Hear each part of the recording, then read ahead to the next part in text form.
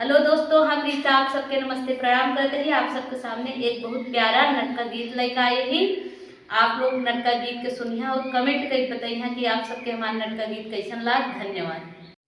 हे निमिया काहे के तीत तोरी पटिया, हे निमिया काहे के तीत तोरी पटिया, ससुरु के बोलिया जवान निकला गई, ससुरु के बोलिया जवान निकला गई, सासू के बोलिया करे जा मोरे ला गई, सासू के बोलिया करे जा मोरे ला गई। हे निमिया काहे के तीत तोरी पटिया, हे निमिया काहे के तीत तोरी पटिया, जेठा का बोलिया जब निकला गई, जेठा का बोलिया जब निकला गई, जेठनी का बोलिया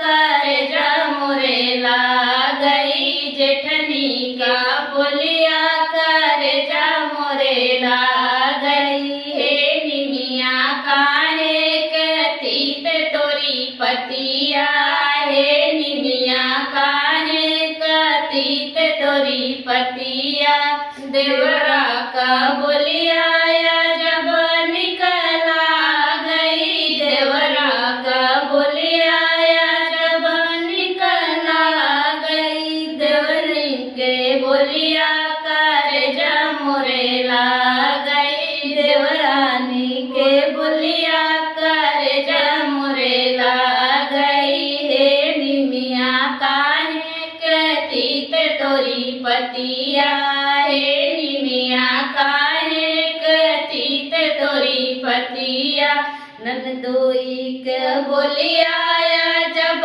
निकला गई, ननदोई के बोलिया जब निकला गई, ननदी का बोलिया करे जा मोरे ला गई, ननदी का बोलिया करे जा मोरे ला गई। हे निमिया काहे के तीत तोरी पटिया, हे निमिया काहे के तीत तोरी पटिया,